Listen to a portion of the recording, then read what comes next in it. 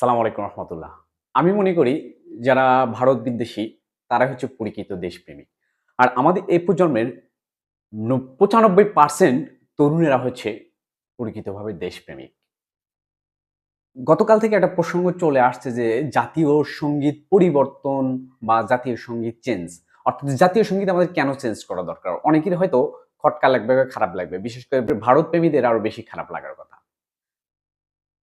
জাতীয় সঙ্গীতের জন্ম আজ থেকে ২০ বছর আগে। অর্থাৎ বাংলাদেশ জন্মের ৬৬ বছর পূর্বে।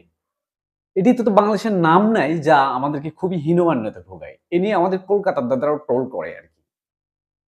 সঙ্গীতে আমাদের স্বাধীনতা সংগ্রামের কথা ন্যূনতমভাবে উল্লেখ নেই। আমাদের ইতিহাস ভুলিয়ে দেওয়ার ষড়যন্ত্র নয় কি? অর্থাৎ ওপার বাংলা, এপার বাংলা মিলে একাকার মনে করে জাতীয় সঙ্গীত মানেই ২ বাংলা এক। আমরা ২ বাংলা এক থাকতে চাই না।